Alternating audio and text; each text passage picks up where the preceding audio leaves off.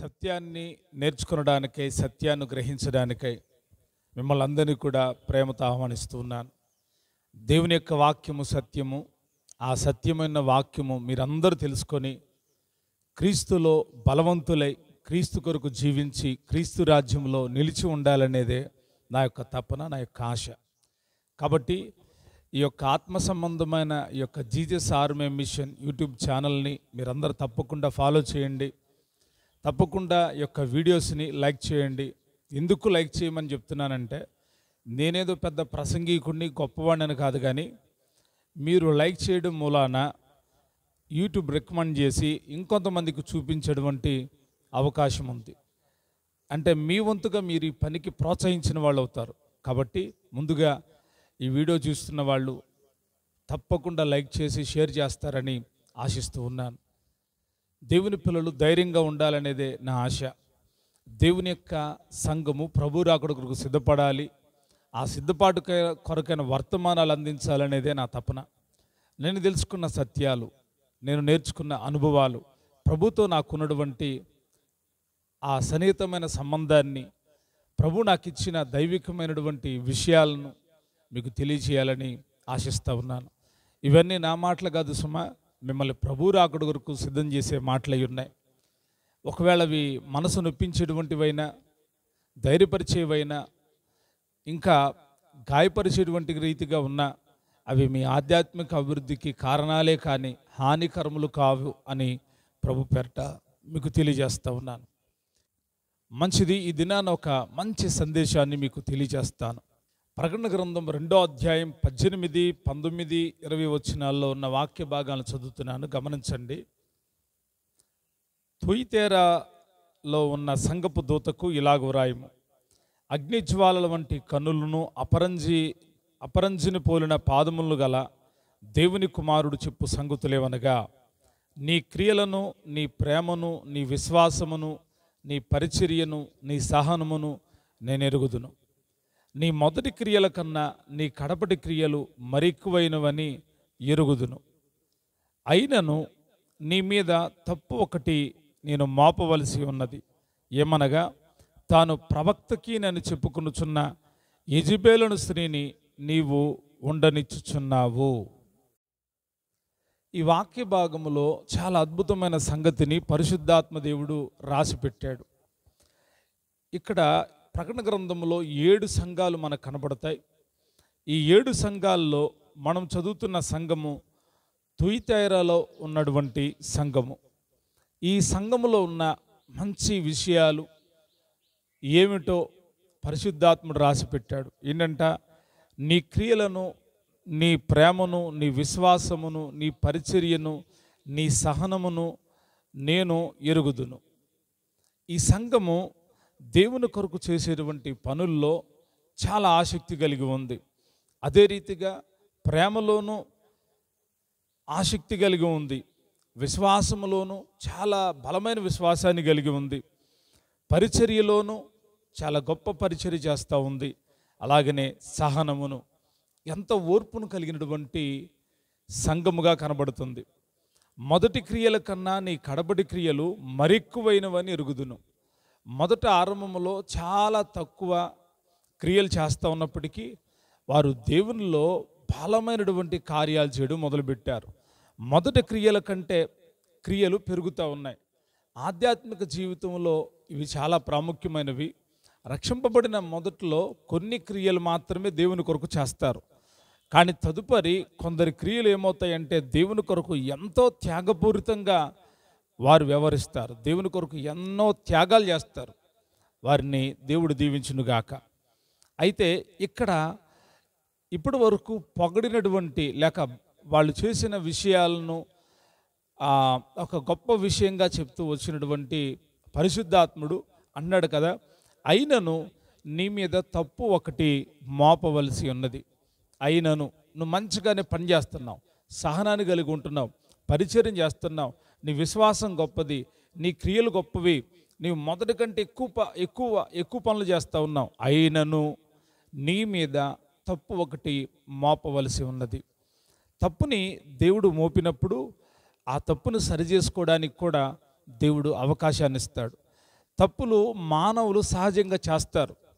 మనం అనుకుంటాం, మన చాలామంది అంటారు నేనే పొరపాటు చేయట్లేదని అంటారు, నేనే తప్పు చేయనని అంటారు. తప్పు చేయను అని చెప్తున్న ప్రతి ఒక్కడు తప్పు చేసేవాడు. ఇక్కడ ఎవడు దేవుడు లేడండి. ఈ లోకంలో ఎవరు దేవుళ్ళు కాదు. నేను దేవుణ్ణి అని చెప్పుకునేటువంటి వాళ్ళు ఎవళ్ళు కూడా దేవుళ్ళు కాదు. నా దగ్గర ఏ తప్పు లేదు. అసలు నేను శుద్ధ సువర్ణాన్ని అంటే మంచి ఏమి కల్మషం లేని గోళ్ళు లాంటి మనిషిని, నేను ఎప్పుడు తెల్లగా ఉంటాను అని చెప్తున్నారు అంటే వారు అబద్ధికులు. నేను పాపిని కాదు, నాలో పాపం లేదని చెప్పేవాడు అబద్ధికుడు. గుర్తుపెట్టుకోండి, ఈ విషయాలు ఎవరైనా చెప్తున్నారంటే వారు దేవుని పిల్లలు కాదు. ఎందుకనండి అంటే పొరపాటు లేని మానవుడు లేడు, తప్పు చేయని మానవుడు లేడు. ఈ సంఘములో మంచి క్రియలు ఉన్నాయి, ప్రేమ ఉంది, విశ్వాసం ఉంది, మంచి పరిచర్య ఉంది, సహనం కూడా ఉంది ఈ సంఘానికి. అయినను అంటున్నాడు, అన్నీ ఉన్నాయి, అయినను నీ మీద తప్పు ఒకటి మోపవలసి ఉంది. ఏంటి ప్రభా, నేను చేస్తున్న తప్పేంటి అని అంటే కొన్ని తప్పులు చెబితేనే తెలుస్తాయి, లేకపోతే తెలియవు. కొంతమందికి తాము ఏం తప్పు చేశారు అని చెబితేనే అర్థమవుతుంది, లేకపోతే అర్థం కాదు. వారు అనుకుంటారు మేము చేసే పనంతా కరెక్టే, మేము వెళ్తున్న త్రోవంతా కరెక్టే, మేము వెళ్ళే మార్గం అంతా కరెక్టే అని అనుకుంటారు. కానీ దేవుడు హెచ్చరించినప్పుడు చాలామంది ఆ తప్పును సరిచేసుకోవడానికి ఇష్టపడతారు. కొందరు తప్పులు సరిచేసుకోవడానికి బదులు ఆ తప్పుల్ని ఎత్తి చూపించిన సేవకునే కానీ, ఆ తప్పులు ఎత్తి చూపించినటువంటి ప్రవక్తనే కానీ తృణీకరించి వారిని చంపజూస్తారు కూడా. ఎందుకంటే అందరూ నీ భక్తి బాగుంది అని అంటున్నారు. కానీ దేవుడు ఏమన్నాడంటే నీ భక్తి బాగానే ఉంది, కానీ నీ మీద తప్పు ఒకటి మోపవలసి ఉంది అన్నాడు అనుకో, మీకు ఆ మాటే కోపాన్ని తెప్పిస్తుంది, ఆ మాటే మీ లోపల అసూయని తీసుకొని వస్తుంది, ఆ మాటే మిమ్మల్ని మరొక మార్గంలోకి తీసుకొని వెళ్తుంది. కాబట్టి జాగ్రత్తగా దేవుడు మనతో మాట్లాడినప్పుడు ఆ మాటలకు లోబడి ఉండడం మనకు ఆశీర్వాదం. అంటున్నాడు, అయినను నీ మీద తప్పు ఒకటి మోపవలసి ఉన్నది. ఏంటి ఈ యొక్క సంఘపు పరిచర్యలో మోపేయబడేటువంటి తప్పు అంటే అక్కడ రాయబడి ఉన్న మాట ఏమనగా, తాను ప్రవక్తికినని చెప్పుకొనుచున్న యెజబెలను స్త్రీని నీవు ఉండనిచ్చుచున్నావు. ఏంటంట, తాను ప్రవక్తికినని చెప్పుకొనుచున్న యెజబెలను స్త్రీని నీవు ఉండనిచ్చుచున్నావు. ఈ మాటకి ఏమని మనం అర్థం చేసుకోవాలి? క్రొత్త నిబంధనలో యెజబెలు అనేటువంటి పేరు ఈ ప్రకటన గ్రంథంలోనే మనం చూస్తాం, మిగతా పుస్తకాల్లో ఎక్కడ కనబడదు. యెజబెల్ అనే స్త్రీని నీవు ఉండనిస్తున్నావు. ఎక్కడ? సంఘములో యెజబెల్ ఉంటుంది. ఎవరు యెజబెలు? ఎందుకు ఆ యెజబెల్ అనే స్త్రీని నీవు ఉండనిస్తున్నావు? అది తప్పు అని దేవుడు ఎందుకు చెప్తున్నాడు? యెజబెల్ అనే స్త్రీలు సంఘంలో ఉంటున్నారా? యెజబెల్ అనేటువంటి స్త్రీ సంఘాన్ని పరిపాలన చేస్తుందా? యెజబెలు ఒక్కటి చాలు ఆ సంఘం పాడైపోవడానికి, యెజబెల్ ఒక్కటి చాలు కుటుంబం పాడైపోవడానికి, యెజబెల్ ఒక్కటి చాలు ఆత్మీయత పాడైపోవడానికి. నీ భక్తిని, నీ ప్రేమను, నీ విశ్వాసాన్ని, నీ సహనాన్ని, నీ పరిచర్యని నిన్ను పాడు చేసే ఒక్క యెజబెల్ చాలు. ఆ యెజబెల్ మూలాన నీవు పాడైపోతావు, ఆ యెజబెల్ మూలాన సంఘం పాడైపోతుంది, ఆ యెజబెల్ మూలాన కుటుంబం పాడైపోతుంది. ఎవరు యెజబెలు?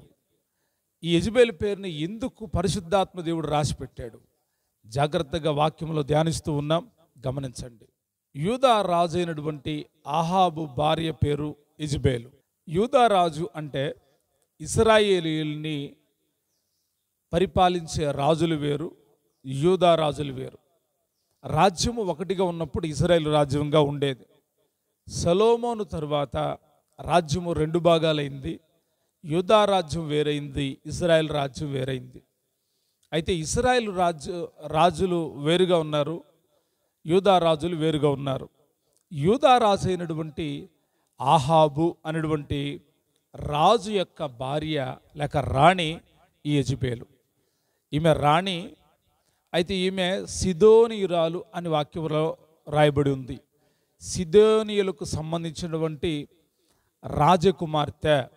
సిదోను పట్టణస్థుడైనటువంటి రాజు ఒక ఆయన ఉన్నాడు. అతని పేరు ఎత్బాయేలు. అతని కుమార్తె ఈ యొక్క యెజబేలు. ఈ యెజబేలుని ఆహాబు వివాహం చేసుకున్నాడు. వివాహం చేసుకోవడమే కాదు, వివాహం చేసుకున్న తర్వాత అతడు తన జీవితాన్ని తన భార్య తట్టు తిప్పాడు. తన భార్య వలలో చిక్కుబడిపోయాడు. ఇశ్రాయేలు దేవుణ్ణి మరిచి అమ్మోనీల దేవతలను, అష్టారోతు దేవతలను ఆరాధించడం, వాటి బలిపీఠాలు కట్టించడం, వాటికి సాగిలు పడడం చేస్తూ వచ్చాడు. దేవుడికి నచ్చనటువంటి పని ఏంటంటే ఆ అమ్మోనీయులతో, హిత్తీయులతో, యెబూయులతో, సిదోనీయులతో ఆయన సహవాసం చేయొద్దు అని చెప్పాడు. ఆ ఒక్క మాట మీకు చెప్తాను, చదువుదాం దైవగ్రంథంలో. మొదటి రాజుల గ్రంథం 11వ అధ్యాయం 1వ వచనంలో చక్కటి మాట పరిశుద్ధాత్ముడు రాసి పెట్టాడు. చదువుతున్నాను, గమనించండి. మోయాబీలు, ఎదోమీయులు, అమ్మోనీయులు, సిదోనీయులు, హిత్తీయులు అను జనులు మీ హృదయములను తమ దేవతల తట్టు తిప్పుదురు గనుక వారితో సహవాసము చేయకూడదనియు, వారిని మీతో సహవాసము చేయనీయకూడదనియు యెహోవా ఇశ్రాయేలీయులకు సెలవిచ్చి ఉన్నాడు. దేవుడికి తెలుసండి మనము ఎవరితో కలిసి ఉండాలి, ఎవరితో కలిసి ఉండకూడదో దేవుడికి తెలుసు. ఆయన అంటున్నాడు, మీరు వారితో సహవాసం చేయకూడదు. ఒకవేళ వారు మీతో సహవాసం చేయడానికి వస్తే అయినా కూడా మీరు సహవాసం చేయకూడదు. ఎందుకంటే వారు తమ దేవతల తట్టు త్రిప్పుదురు గనుక వారితో మీరు సహవాసం చేయకూడదు. సిదోనీయులకి ప్రత్యేకమైన దేవతలు ఉన్నాయి. సిదోనీయుల యొక్క సంబంధికుల దేవతలు, వారి యొక్క వే అంతా వేరుగా ఉంది. దేవునికి తెలుసు మీరు అసలు ఆ జనుల మధ్యలో మీరు ఉండొద్దు, వారితో మీరు సహవాసం చేయొద్దు, వారు మీతో సహవాసం చేయడానికి వచ్చిన మీరు ఒప్పుకోవద్దన్నాడు. ఆహాబు యోధా కుటుంబాన్ని, యోధా రాజ్యాన్ని ఏలుతా ఉన్నాడు. దేవుని బిడ్డే, కానీ చేసిన పని అంటే సిదోనీయుల రాజకుమార్తెను పెళ్లి చేసుకున్నాడు. చాలాసార్లు వివాహ విషయాల్లో చాలామంది అశ్రద్ధ చేస్తారు.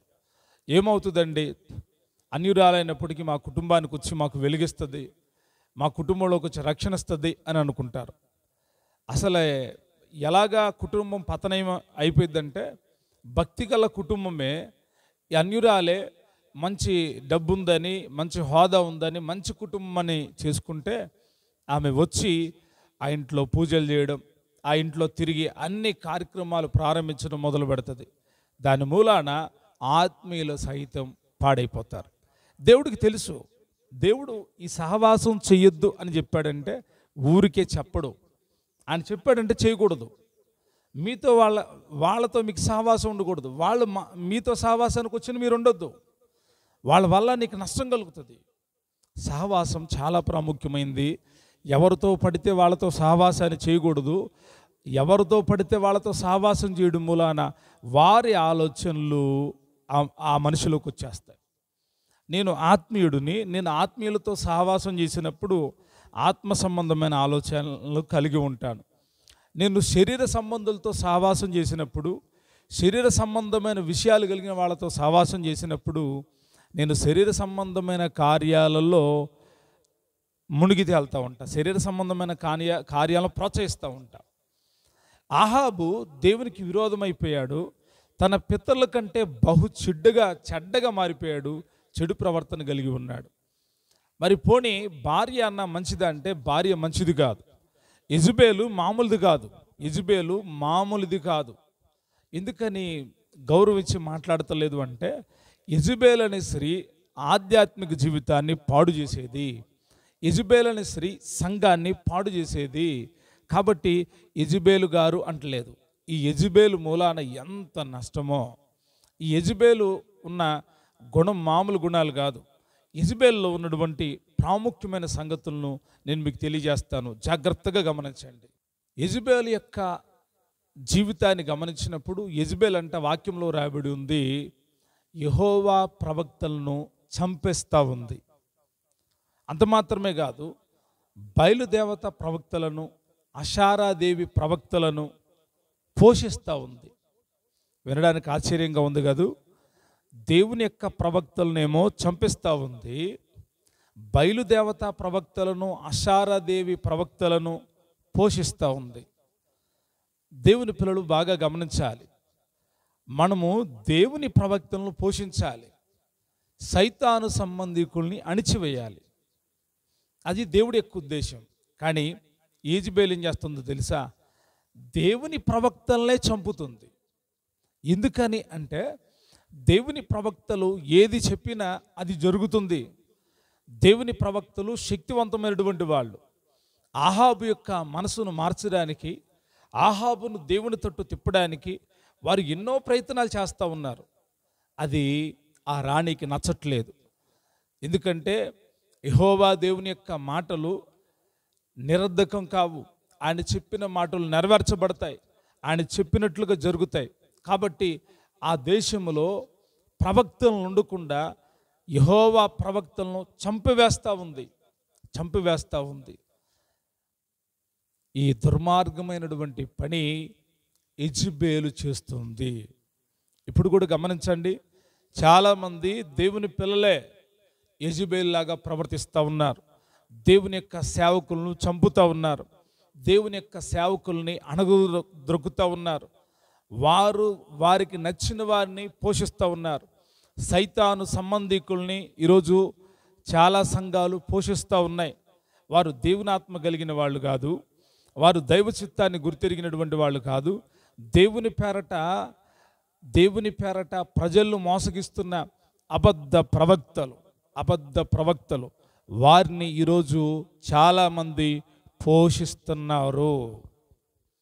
మీరు ఒక్క మాట బాగా గుర్తుపెట్టుకోండి, పోషిస్తున్నారు. ఎవరు? దేవుని పిల్లలే. నేను లోకములో ఉన్న అన్యుల గురించి చెప్పట్లేదు. సంఘములో ఉన్న ప్రవక్తలు, దేవునికి విరోధంగా దేవుడు ఆ మాట చెప్పలేదు, కానీ వీరు ప్రవచించేస్తున్నారు. దేవుడు ఆ మాట పలకమనలేదు, ఇదిగో పలానాయన గెలుస్తాడు, పలానాయన ఓడిపోతాడు అని. కానీ వీళ్ళు పలికేస్తున్నారు.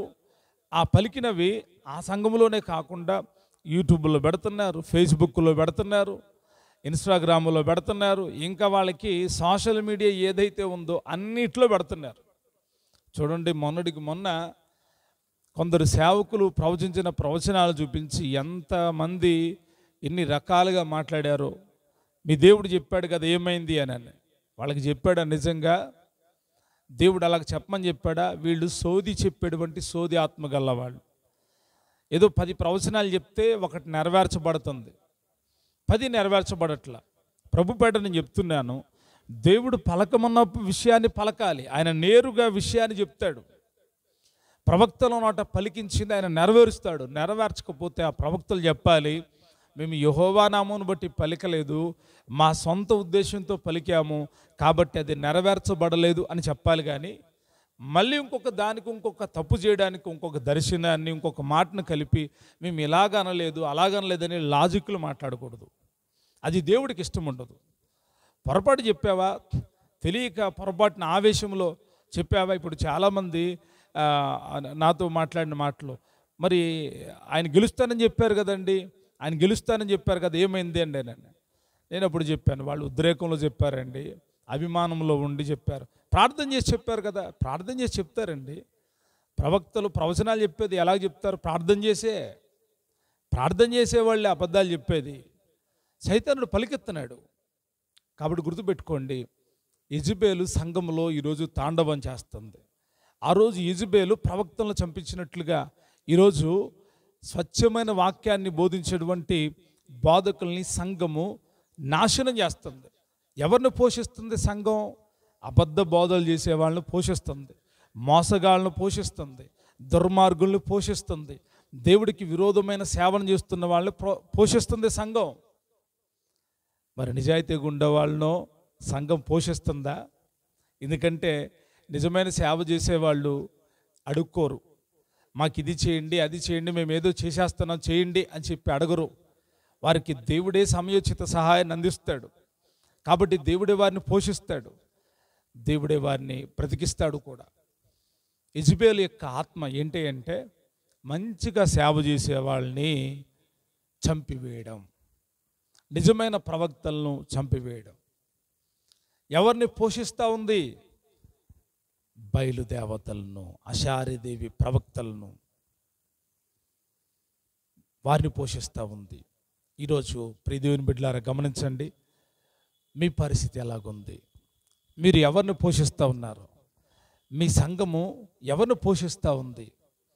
ఒక దేవుని కొరకు త్యాగపూరితమైన సేవ చేసే సేవకుని పోషిస్తూ ఉందా?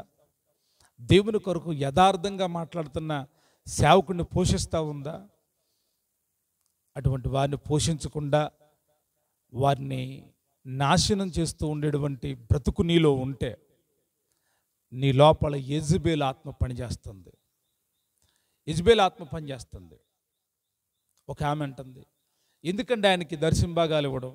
మేము దర్శనభాగాలు ఇస్తే ఆయన కారు కొనుక్కున్నాడు, మేము దర్శనభాగాలు ఇస్తే ఇల్లు కట్టుకున్నాడు, మేము దర్శనభాగాలు ఇస్తే, మేము కానుకలు ఇస్తే ఈరోజు మంచి బట్టలు వేసుకుని తిరుగుతున్నాడు. మేమేనండి ఇచ్చింది, మేమేనండి చేసింది. ఇది ఏ స్పిరిటో చెప్పనా? మీరేమీ అనుకోరంటే అది ఒక పెద్ద యెజబెల్ ఆత్మ. యెజబెల్ ఆత్మ కలిగిన వాళ్ళు ఈ మాటలు మాట్లాడతారు. మేమిస్తే మేమిస్తే మేమిస్తే. వాళ్ళు ఎవరికి ఇచ్చారంటే మనిషికి ఇచ్చారు, దేవుడికి ఇవ్వాల.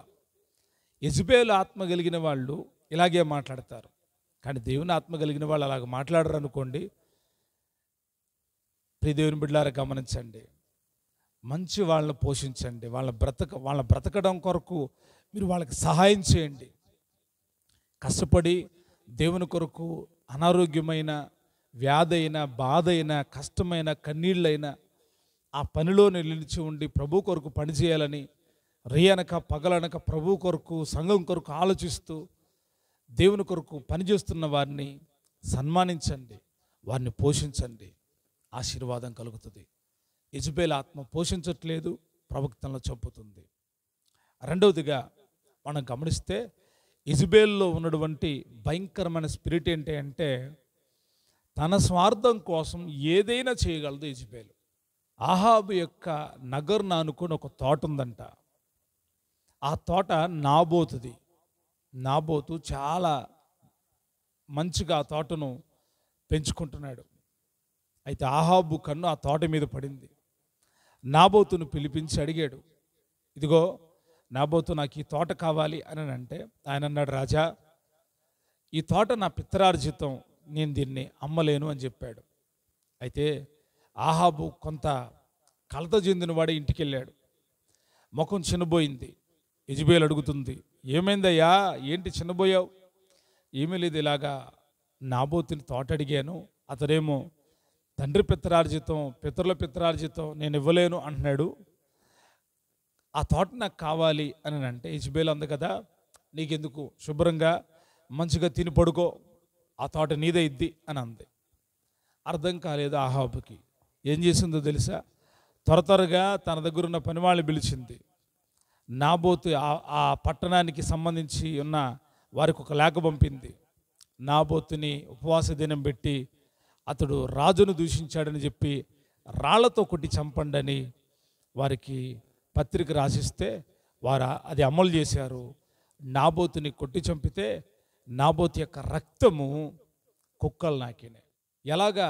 ఇద్దరు అబద్ధ సాక్ష్యాలు పెట్టి ఆ పొలాన్ని దోచుకుంది యెజబెల్. ఈరోజు కూడా యెజబెల్ ఆత్మ కలిగిన వాళ్ళు ఇలాగే ఉంటారు. వారి స్వార్థం కోసం ఎవరినైనా చంపేస్తారు. వాళ్ళు సాధించాలనుకున్న దానికోసం ఎవరి నాశనానైనా కోరుకుంటారు. మీరు అనుకుంటారు చాలామంది వీళ్ళు చాలా మంచోళ్ళండి అని అనుకుంటారు. కాదు, వాళ్ళ స్వార్థం కోసం ఎవరినైనా చంపేస్తారు. మీకు తెలుసా, చాలామంది స్త్రీలు చనిపోతూ ఉన్నారు. దేనికోసం వాళ్ళు చంపబడుతున్నారు అంటే పెళ్లి చేసుకునే ముందు బాగా డబ్బు ఉందని చెప్పి ఆ యవనస్తురాల్ని పెళ్లి చేసుకుంటున్నారు, ఆ అమ్మాయిని చేసుకుంటున్నారు. చేసుకున్న తర్వాత నెమ్మదిగా ఆస్తులన్నీ కొడుకు పేర రాయించుకొని చిట్ట చివరకు లేదా ఆ పిల్ల పేరున అన్ని ఆస్తులు వచ్చేటట్టు చేసుకొని తర్వాత వారిని చంపివేస్తూ ఉన్నారు. ప్రియ దేవుని బిడ్డలారా గమనించండి, ఈరోజు సంఘములో స్వార్థము పెరిగిపోయింది. స్వార్థం మూలాన హత్యలు జరుగుతూ ఉన్నాయి. స్వార్థం మూలాన ఎంతోమంది బలైపోతున్నారు. వారి స్వార్థం కోసం అనేకుల్ని బలి చేస్తూ ఉన్నారు. యెజెబెల్ అంటా ఉంది ఆహాబుతో, ఆ నాబోతు చచ్చిపోయాడు, నువ్వు లేచి భోంచేసి శుభ్రంగా ఉండు, ఆ తోట నీదే తీసుకో అని చెప్తా ఉంది.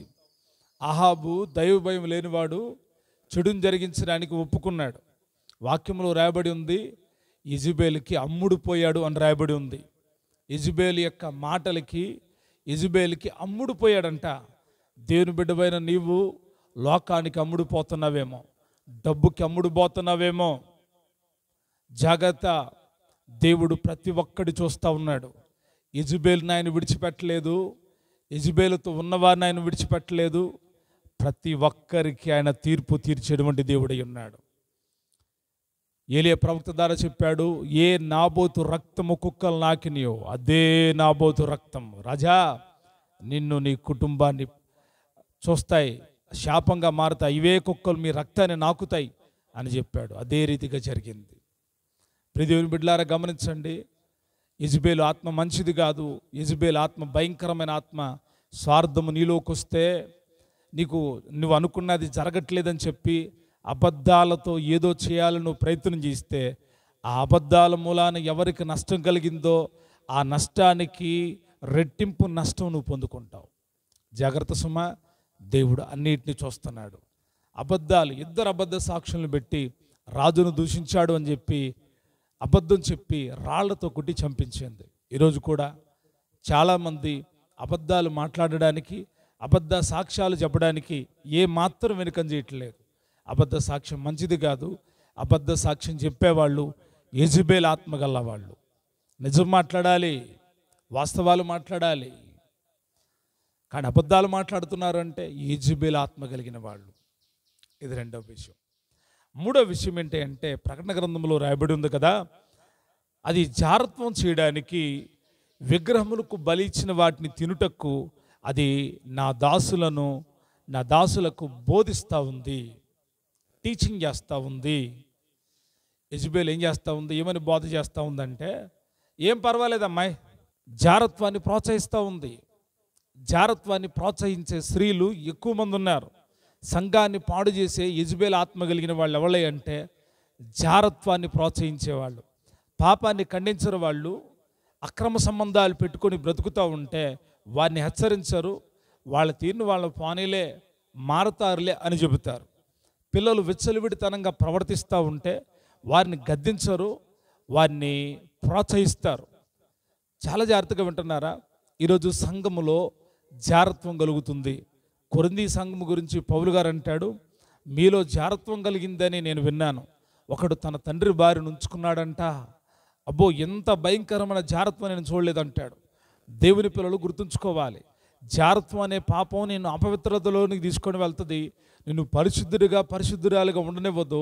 జారత్వం భయంకరమైన పాపం. వాయి వరస లేకుండా ప్రవర్తించేదే జారత్వం. భార్య ఉన్నా ఇంకొకళ్ళతో సంబంధాన్ని పెట్టుకునేదే జారత్వం. జారత్వం అనే పాపం సంఘములో చోటు చేసుకుంది. దాని వలన అపవిత్రత ఆ సంఘాన్ని అలుముకొని ఉంటుంది. జారత్వం కలిగిన వాళ్ళ మధ్యలో పరిశుద్ధులు ఉండలేరు. పరిశుద్ధుడు ఎక్కడుంటాడంటే జారత్వం లేని చోట ఉంటాడు. యెజెబెల్ ఏం బోధ చేస్తుందో తెలుసా? జారత్వం చేయడానికి ప్రేరేపిస్తూ ఉంది. ఒక ఆయన అంటాడు, దావీదు పడిపోలేదండి, నేను పడిపోతే ఏముంది అంటున్నాడు. ఒక ఆయన బైబిల్ చదువుతానే ఉన్నాడు, ప్రార్థన చేస్తూనే ఉన్నాడు, భార్య ఉంది, మరొక ఆమెతో అక్రమ సంబంధం. ఆయన వచ్చి ఆరాధన చేస్తూ ఉన్నాడు, ఆయన వచ్చి ప్రసంగం చేస్తూ ఉన్నాడు, ఆయన వచ్చి పాటలు పాడుతూ ఉన్నాడు. వీళ్ళని ఎవరు అలా ప్రోత్సహించిన వాళ్ళంటే యెజెబెల్ ఆత్మ వారిని ప్రోత్సహిస్తూ ఉంది. చాలా జాగ్రత్తగా ఉండాలి. కడవరి దినాల్లో ఉన్నాం. జారత్వానికి చాలామంది చోటిచ్చి రహస్యంగా జారత్వ క్రియలు జరిగిస్తూ ఉన్నారు. కాబట్టి అటు వాళ్ళని ప్రభు విడిచిపెట్టడు. వాక్యం చెప్తా ఉంది, దాని బోధ విని వ్యభిచారంలో దిగిన వారందరినీ నేను శిక్షిస్తాను, మంచాన పడవేస్తానని చెప్పాడు. ప్రభు మాటలు, వాగ్దానాలు నెరవేరుతాయి. ఆయన చెప్పిన మాటలన్నీ నెరవేరుతాయి. గుర్తుపెట్టుకోండి. ఇది జారత్వం చేయడానికి, అలాగే విగ్రహములకు బలి ఇచ్చిన వాటిని తినడానికి ప్రేరేపిస్తుంది. ఈ మధ్య ఒక వీడియోని గమనించినప్పుడు అతడు చెప్తున్న మాట ఏంటంటే, ఏం కాదు, వాళ్ళ విగ్రహాల దగ్గర పెట్టిస్తే ఏమైంది, ప్రార్థన చేసుకొని తినేయండి అని చెప్తున్నాడు. వీడు యెజెబెల్ ఆత్మ కలిగినటువంటి వాడు. వీడు దేవుని ఆత్మ కలిగిన వాడు కాదు. స్పష్టంగా దేవుడు చెప్పాడు, విగ్రహములకు బలి ఇచ్చిన వాటిని తినుటకు అది ప్రేరేపిస్తూ ఉంది. తినకూడదా? మనం తినకూడదు. విగ్రహముల దగ్గర బలి ఇచ్చి నీకు ఇస్తే దాన్ని నువ్వు తింటావా? తెలియకుండా తింటే దానికి దేవుడు కృపిస్తాడు. తెలిసి కూడా తింటే, వాళ్ళు విగ్రహాలకి బలిచ్చారని, వాళ్ళు విగ్రహాల దగ్గర దాన్ని పెట్టారని వాటిని నువ్వు తింటే అజ్ఞానివైపోతావు. ఇక్కడ ఒక సంగతిని మీకు గుర్తు చేస్తాను. బైబిల్ గ్రంథంలో షడ్రకు, మేషకు, అబేద్నెగో, దానియేలు చాలా విశేషమైన జ్ఞానం కలిగిన వాళ్ళు బబులోను ఆస్థానంలో. ఎందుకని వాళ్ళంత జ్ఞానవంతులు అంటే, వాళ్ళు అంటారు, మాకు రాజభోజనం వద్దయ్యా, మాకు శాఖ ధాన్యాలు కావాలి. రాజభోజనం తిని మమ్మల్ని మేము అపవిత్రం చేసుకోలేము. పరిశుద్ధుల బాధ ఎలాగుంటుందంటే, నువ్వు తినాల్సిన దాని గురించి కూడా దేవుడు నీకు నేర్పిస్తాడు. నువ్వు ఏది తినాలో ఏది తినకూడదో అని తెలియజేస్తాడు. ఏది పరిశుద్ధమైందో ఏది అపవిత్రమైందో తెలియజేస్తాడు. కొందరు ఈ రోజుల్లో చేస్తున్న బాధ ఏంటో తెలుసా? ఏం కాదు, దేవుడు ప్రార్థన ద్వారా పరిశుద్ధపరుస్తాడు. కాబట్టి విగ్రహాల దగ్గర బలి ఇచ్చిన వాటిని తినడాన్ని ప్రేరేపిస్తున్నారు. వీళ్ళు ఎవరు అంటే యెజబెలు ఆత్మ కలిగినటువంటి వాళ్ళు. యెజబెలు ఆత్మ కలిగినటువంటి వాళ్ళు విగ్రహాలకు బలి ఇచ్చిన వాటిని తినడానికి ప్రేరేపిస్తారు. జాగ్రత్తగా ఉండండి. ఏం పర్వాలేదు. ఒక ఆయన అంటున్నాడు, అబ్బా ఆ ప్రాంతంలో ఎంత బాగుందోనండి, అక్కడికి వెళ్తే ఆ కొండ మీద ఆ దేవత అక్కడ వంట చేసుకున్నారు, వాళ్ళందరూ తిన్నారు, నేను కూడా తిన్నాను, ఎంత బాగుండారో అని అంటున్నాడు. నేనన్నా, వెళ్ళావు మంచిదే, చూసావు, ఏదో పని మీద వెళ్ళావు, నువ్వు అవసరం కాబట్టి వెళ్ళావు, అయితే అక్కడ నువ్వు ఎందుకు భోజనం చేసావన్నా? ఏమైందని తిన్నానండి. వాళ్ళు అక్కడ వండి ఏం చేశారన్నా? వండి పెట్టారండి అందరికీ. వాళ్ళు అక్కడ దేవతకు పెట్టలేదన్నా. పెట్టారండి, మొదట తీసుకెళ్ళి ఒక ఇస్త్రాకులో పెట్టి దేవత దగ్గర పెట్టొచ్చారు, ఆ తర్వాత ఉన్నది వడ్డించారు అని చెప్పేసి అన్నాడు. ఎప్పుడైతే ఆ మొదటిది దేవుడికి ఆ దేవతకు అర్పించారో, ఆ దేవుడికి అర్పించారో, అది దేవుడిదే కదా, అది పూర్తిగా ఆవశ్యమై ఉంటుంది. అందుకే ఎప్పుడైనా చూడండి, దేవుని పిల్లలు భోజనాలు పెట్టుకునేటప్పుడు ఏం చేస్తారు అంటే ప్రార్థన చేస్తారు. ప్రార్థన చేసి చాలామంది చేసే పని ఏంటంటే, మొదటిది దేవుని సేవకుడు తీసుకొచ్చి పెడతారు. మీరు చాలామందికి తెలియదు, మొదటిది దేవుని సేవకుడు తీసుకొచ్చి పెడతారు. ఎందుకంటే వారు దేవుడికి పెట్టలేరు కదా, కాబట్టి దేవుని తర్వాత దేవుని ప్రతినిధి దేవుని యొక్క సేవకుడు. కాబట్టి ఆ మొదటిది వండుకున్న దాంట్లో మొదటి తీసుకొచ్చి దేవునికి పెడతారు. మరి కొంతమంది నామకార్థ క్రైస్తవులు, అంటే క్రైస్తవులని పేరు చెప్పుకొని బ్రతికేవాళ్ళు, వాళ్ళు ఏం చేస్తారంటే, జ్ఞాపకార్థ కూడికి జరిగింది అనుకోండి, ఆ చచ్చిపోయిన వాళ్ళ దగ్గర తీసుకెళ్ళి పెడతారు. మొదటి తీసి వాళ్ళ దగ్గర తీసుకెళ్ళి పెడతారు. జాగ్రత్తగా ఉండాలి. ఇటువంటి పనులు దేవుని పిల్లలు చేయకూడదు. విగ్రహములకు బలి ఇచ్చిన వాటిని తినడానికి అది బోధిస్తూ ఉంది. యెజబెలు బోధ ఇది. ఈ బోధ ఏ సంఘంలో ఉన్న ఆ సంఘం పాడైపోయింది. ఈ బోధ ఏ కుటుంబంలో పనిచేస్తున్న ఆ కుటుంబం పాడైపోయింది. చాలా జాగ్రత్తగా ఉండండి. జారత్వాన్ని చేయడానికి ప్రేరేపించే ఆత్మ ఉన్న, విగ్రహములకు బలి ఇచ్చిన వాటిని తినడానికి ప్రేరేపించే ఆత్మ ఉన్న, అది యెజబెలు యొక్క ఆత్మ అని గుర్తుపెట్టుకోండి. జాగ్రత్త కలిగి ఉండండి. యెజబెల్లో ఉన్న మరొక సంగతి నేను చెప్తున్నాను. అది అలా బోధ చేసి మోసపరుచుచున్నది, మోసం చేస్తుంది. యెజబెలు మోసపరిచేది, మోసం చేస్తుంది. ఏంటంటే మోసం చేయడం అంటే, మోసాలు రకరకాలుగా ఉన్నాయి. ఇది తన బోధతో మోసం చేస్తుంది. సంఘము ఎప్పుడు మోసంలో పడుతుందో తెలుసా? సంఘము మోసపరచబడుతుందని చాలామంది గ్రహించరు. ఆత్మీయులు చూసి, అయ్యో ఆ సంఘం మోసంలో పడిపోతుంది, వాళ్ళకి అర్థం కావట్లేదు, ఇంకా ఆ మోసంలో పడి కొడుకులాడుతున్నారు అని చెప్పి బాధేస్తూ ఉంటుంది. సైతాను, యెజబెలు ఆత్మ సంఘాన్ని మోసపరిచేదై ఉంది. ఎలాగంటే తన యొక్క బోధ వలన సంఘం మోసపరచబడుతుందా? అవును, బోధ వలన ఆత్మీయులు మోసపరచబడతారు. బోధ వలన దేవుని పిల్లలు మోసపరచబడతారు. ఎందుకో తెలుసా? ఈ రోజుల్లో అబద్ధ బోధకులు ఎక్కువైపోయారు. లేని దాన్ని కల్పించి చెప్పేవాళ్ళు ఎక్కువైపోయారు. సాతానుడు, యెజబెలు ఆత్మ బోధల విషయంలో నిన్ను పడదోస్తుంది, బోధల విషయంలో నిన్ను మోసగిస్తుంది. బోధ చేసే వాళ్ళందరూ మంచోళ్ళు, మంచి బోధ అని అనుకోకండి. బోధలు నానా విధాలుగా ఉన్నాయి. ఈ కడవరి దినాల్లో అబద్ధ బోధలు బోధించే బోధకులు ఎక్కువైపోయారు. అబద్ధ బోధకులు ఎంతోమంది ఎక్కువైపోయారు. అబద్ధ బోధకుల వలన సంఘాలు పాడైపోతున్నాయి, ఆత్మీయులు పాడైపోతున్నారు. కాబట్టి యెజెబెలు ఆత్మ ఏదో పరీక్షించండి. అబద్ధ బోధకులకు బోధలకు దూరంగా ఉండండి. అవి మిమ్మల్ని పరలోకానికి చేర్చే బోధలు కావు, మిమ్మల్ని మోసపరిచే బోధలు, మీ ఆధ్యాత్మిక జీవితాన్ని పతనం చేసే బోధలు. కాబట్టి గమనించండి, యెజెబెలు నేటికి పనిచేస్తూ ఉంది, సంఘాల్లో పాడు చేస్తూ ఉంది. జాగ్రత్త కలిగి ఉండండి. తర్వాత గమనిస్తే యెజెబెలుకున్న మరొక స్వభావం ఏంటంటే చెల్లంగితనం చేసేది యెజెబెలు. చెల్లంగితనం అంటే తెలుసా? చేతబళ్ళు చేయడం యెజెబెలు నేర్పుతూ ఉంది. ఎలాగా? చాలామంది ఏమనుకున్నారంటే చేతబళ్ళు హిందువులు చేస్తారండి స్టార్లేస్ అని. ఈరోజు చాలామంది సేవకులు చేస్తున్నారు. వాళ్ళు చేసే చేతబళ్ళు వేరు. సంఘములో ఉన్న వారిని వాళ్ళ వైపు ఆకర్షిస్తూ, వారిని బెదిరిస్తూ, వాళ్ళకి శాపాలు వస్తాయని వారు యథార్థంగానే ఉన్నారు, కానీ వారికి శాపాలు వస్తాయని చెప్పి బెదిరిస్తూ వారిని భయపెడుతూ ఉన్నారు. జాగ్రత్తగా ఉండాలి. చెల్లంగి వారితో మనం సహవాసం చేయకూడదు. చెల్లంగి వారితో చాలా నష్టం కలుగుతుంది. ప్రియదేవుని బిడ్డలారా గమనించండి, ఈ వాక్య సందేశం మీ ఆధ్యాత్మిక జీవితాలను పురుకొల్పేది. కాబట్టి శ్రద్ధ కలిగి, అయినను నీ మీద తప్పొకటి మోపవలసింది, యెజెబెలు ప్రవక్తని నీవు ఉండనిచ్చుచున్నావు అని ప్రభువారు మాట్లాడుతున్నాడు. ఉంటుందా దేవుని యొక్క సంఘంలో యెజెబెలు?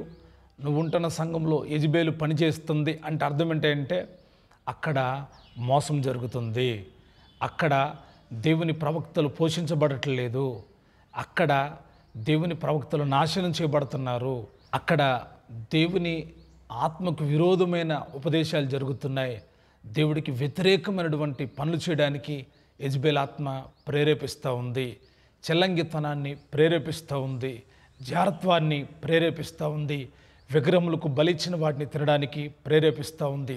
కాబట్టి శ్రద్ధగా జాగ్రత్తగా పసిగట్టి ప్రతి ఆత్మను నమ్మొద్దు. యెజెబెలు ఆత్మ ఈరోజు పనిచేస్తూ ఉంది.